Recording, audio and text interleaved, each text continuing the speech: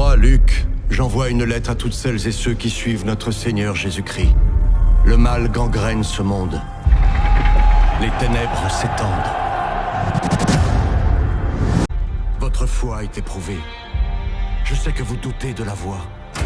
Mais je suis venu à Rome pour trouver Paul, afin d'écrire son histoire, pour apporter un espoir, une lueur dans les ténèbres qui règnent aujourd'hui. Et pour rappeler à tous comment Dieu a transformé un homme empli de haine, qui changera la face du monde. Luc, est-ce une vision? C'est bien moi. Rome est tachée par le sang de nos frères et sœurs. Voilà où nous conduit votre confiance en Dieu. Ils sont désemparés. Nous sommes la seule lumière de cette cité. Je ne peux redresser leur foi. Tu peux réveiller leur foi. Tu risques de les attirer vers moi au lieu du Christ. Le jour où je t'ai entendu prêcher, Dieu du ciel, j'ai vu le Christ en toi. Tant d'hommes, de femmes et d'enfants ne te rencontreront jamais. Nous devons garder une trace écrite de tes actes. Que sais-tu réellement sur ces chrétiens? Ces documents me préoccupent. On doit les faire sortir de Rome. Tu crois que nous complotons une évasion? Un mot de plus et je t'expédie auprès du Dieu de ton choix. Luc!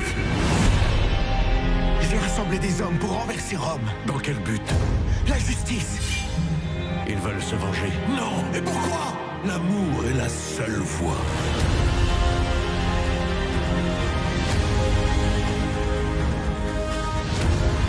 Le moment venu, tu trouveras la force de faire ce qui est juste. Tes frères sont morts aujourd'hui. Ce monde ne sait rien de l'amour.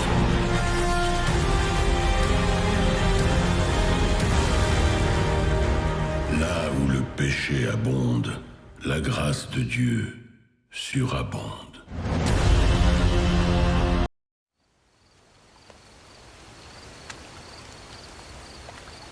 Dans une soirée, pendant une nuit qui était très indigne comme ça, environ 11 heures de la soirée, là tout le monde était fin dormi.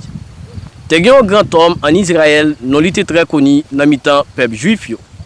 Nom ça, il était Nicodème, c'était docteur de la loi en Israël. Monsieur était choisi là ça pour lui venir contre Messie, sauver le peuple israélien, à savoir de Jésus, petit bon Dieu. Il était décidé de venir là ça, c'est pour lui éviter critique parmi docteurs, parmi spécialistes, parmi pharisiens, pareil yo, pour ne pas critiquer, ni lapider, ni marrer, ni mettre en prison. Monsieur était approché pour te poser Jésus question ça. Rabbi, nous savons que tu es un docteur venu de Dieu, car personne ne peut faire ces miracles que tu fais si Dieu n'est avec lui. Nicodème te parle comme ça, c'est parce qu'il te voulait connaître un pile bagaille de Jésus. En vérité, je te le dis, si un homme ne naît de nouveau, il ne peut voir le royaume de Dieu. Comment un homme peut-il naître quand il est vieux? Peut-il entrer une deuxième fois dans le sein de sa mère et naître? Après Jésus te fin dit Nicodème ça, pour lui naître de nouveau, pour le faire une deuxième fois, Nicodème t'est troublé parce qu'il pas de comprendre langage, Jésus t'est parlé avec. Si un homme ne naît d'eau et d'esprit, il ne peut entrer dans le royaume de Dieu. Ce qui est né de la chair est chair, et ce qui est né de l'esprit est esprit. Ne t'étonne pas que je t'ai dit, il faut que vous naissiez de nouveau. Là Jésus te fin dit Nicodème toute parole ça, l'esprit Nicodème te bouché toujours, il était assez loin toujours, pour te comprendre parole ça. Jésus parle prend un bon l'autre exemple ensemble avec encore. Le vent souffle où il veut, et tu en entends le bruit, mais tu ne sais d'où il vient, ni où il va. Pour Nicodème, c'était un pile bon bagage Jésus t'a dit là parce qu'il pas te comprendre. Il en est ainsi de tout homme qui est né de l'esprit. Comment cela peut-il se faire? Tu es le docteur d'Israël et tu ne sais pas ces choses. En vérité, je te le dis, nous disons ce que nous savons et témoignons de ce que nous avons vu, et vous ne recevez pas notre témoignage. Si vous ne croyez pas quand je vous ai parlé des choses terrestres, comment croirez-vous quand je vous parlerai des choses célestes?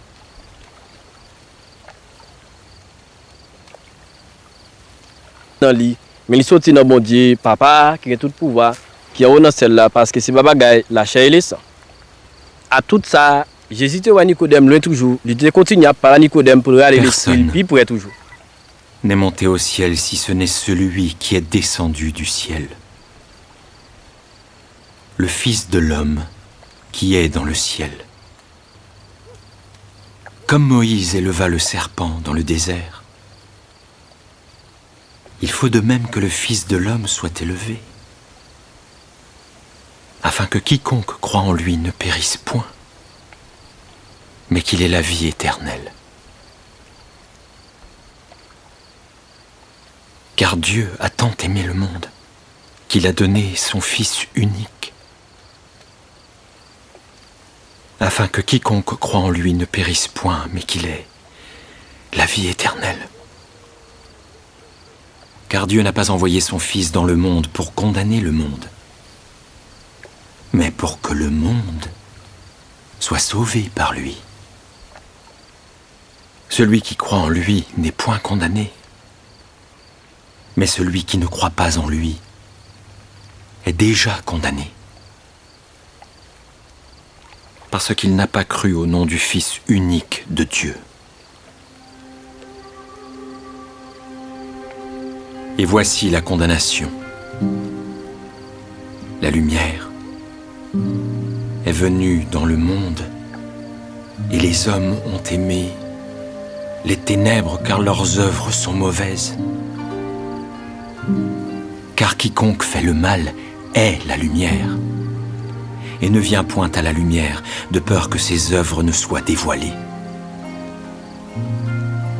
Celui qui agit selon la vérité vient à la lumière,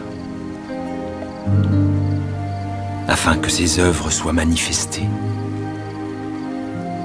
parce qu'elles sont faites en Dieu. Après Jésus te fin fait Nicodème ouais toute belle bagaille ça yo, il fait comprendre ni soit au mondia. Jésus te veut faire Nicodème quoi qui vérité l'a dit c'est pas bagaille qui sorti dans les hommes ni sous la terre, bagaille la chair ça. Mais c'est bagaille qui sorti en haut.